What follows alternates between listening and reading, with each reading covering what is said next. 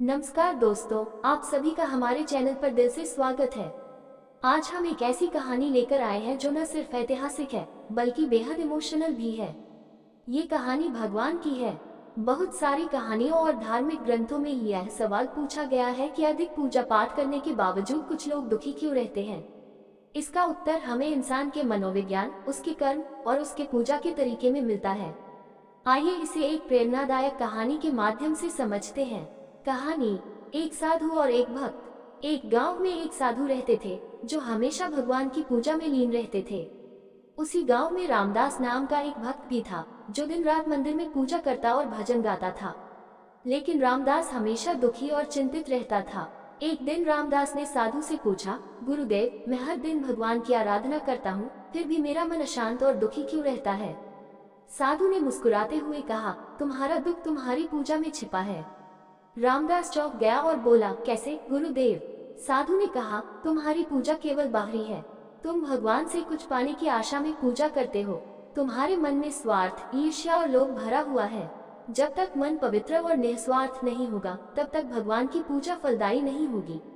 साधु ने एक उदाहरण दिया, देखो, नदी का पानी तभी साफ दिखता है जब उसमें गंदगी न हो।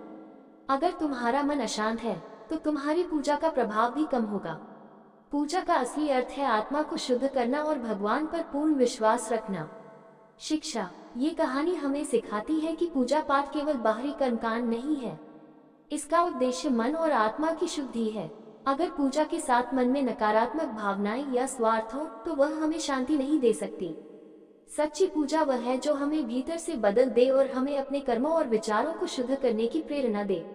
कहानी। सच्ची भक्ति का अर्थ। एक छोटे से गांव में शंकर नाम का एक व्यक्ति रहता था। वह दिन रात मंदिर में पूजा करता और भजन गाता था। शंकर को विश्वास था कि उसकी भक्ति सबसे श्रेष्ठ है, लेकिन उसका मन हमेशा किसी न किसी बात से अशांत रहता था। उसी गांव में एक किसान रामू भी रहता था। रामू भगवान का नाम तो लेता था, लेकिन वह अपने खेतों में काम करता, जरूरतमंदों की मदद करता और हर किसी के साथ प्रेम से पेश आता। साधु का सवाल। एक दिन गांव में एक साधु आए। शंकर ने उनसे पूछा, गुरुदेव, मैं हर दिन घंटों पूजा करता हूँ, लेकिन मुझे शांति नहीं मिलती। दूसरी ओर रामू तो शायद ही भगवान का नाम लेता हो, फिर भी वह हमेशा खुश और संतुष्ट रहता है। इसका क्या कारण है। साधु मुस्कुराए और बोले, यह अंतर तुम्हारी पूजा और रामू की भक्ति के तरीके में है। चलो, मैं तुम्हें इसका उत्तर देता हूँ। साधु की परीक्षा। साधु ने दोनों को एक एक घड़ा पानी से भर कर दिया और कहा, इस घड़े को पूरे गांव में लेकर घूमो, लेकिन एक भी बूंद गिरनी नहीं चाहिए। शंकर और रामू दोनों ने ये काम शुरू किया। शंकर पूरा ध्यान घड़े पर लगाए हुए था, लेकिन मन ही मन वह सोच रहा था, रामू तो किसान है, इसे क्या पता पूजा का महत्व।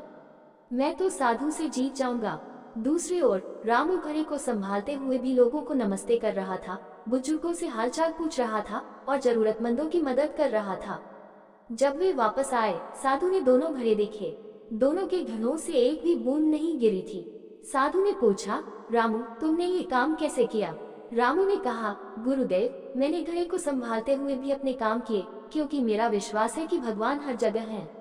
उनके नाम का जप करने से ज्यादा जरूरी है कि हम अपने कर्मों से उनकी भक्ति करें।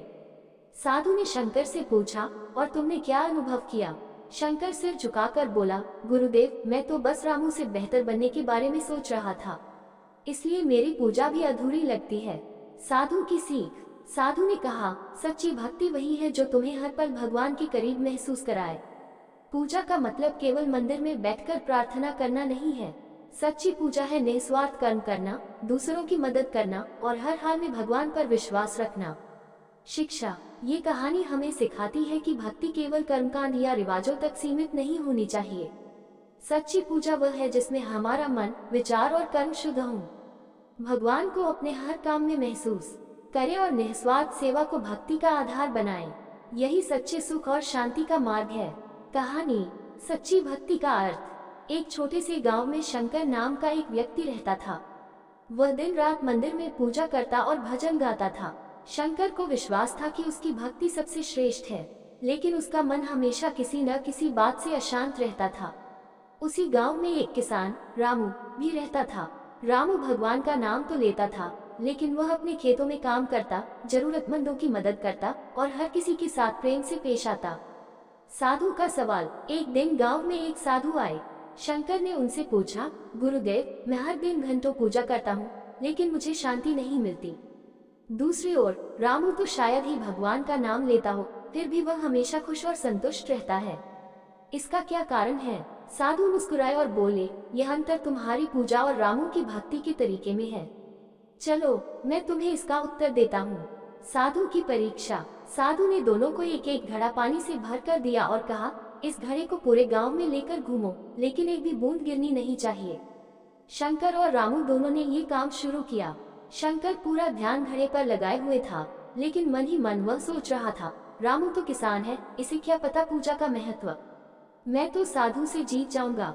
दूसरी ओर रामू घड़े को संभालते हुए भी लोगों को नमस्ते कर रहा था, बुजुर्गों से हालचाल पूछ रहा था और जरूरतमंदों की मदद कर रहा था।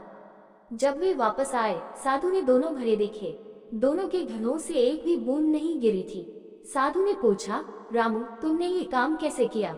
रामू ने कहा, गुरुदेव, मैंने घड़े को संभालते हुए भी अपने काम किए, क्योंकि मेरा विश्वास है कि भगवान हर जगह हैं। उनके नाम का जप करने से ज्यादा जरूरी है कि हम अपने कर्मों से उनकी भक्ति करें। साधु ने शंकर से पूछा, और तुमने क्या अनुभव किया? शंकर सिर झुकाकर बोला, गुरुदेव, मैं तो बस रामू से बेहतर बनने के बारे में सोच रहा था, इसलिए मेरी पूजा भी अधूरी लगती है। साधु की सीख। साधु ने कहा, सच्ची भक्ति वही है जो तुम्हें हर पल भगवान के करीब महसूस कराए। पूजा का मतलब केवल मंदिर में बैठकर प्रार्थना करना नहीं है। सच्ची पूजा है निस्वार्थ कर्म करना, दूसरों की मदद करना और हर हाल में भगवान पर विश्वास रखना। शिक्षा। ये कहानी हमें सिखाती है कि भक्ति केवल कर्मकांड या रिवाजों तक सीमित नहीं होनी चाहिए। सच्ची पूजा वह है जिसमें हमारा मन, विचार और कर्म शुद्ध हों। भगवान को अपने हर काम में महसूस करें और निस्वार्थ सेवा को भक्ति का आधार बनाएं। यही सच्चे सुख और शांति का मार्ग है। इसलिए पूजा पाठ के साथ निस्वार्थ भाव, कर्म की पवित्रता और भगवान पर भरोसा होना चाहिए। तभी मन को सच्ची शांति और सुख मिलेगा। अगर यह कहानी आपको प्रेरित करे तो इसे अपने दोस्तों के साथ जरूर साझा करें और हमें बताएं कि आपको इस तरह की कहानियाँ कैसी लगती हैं। वीडियो अच्छा लगा हो तो लाइक, शेयर, सब्सक्राइब जरूर करें। धन्यवाद।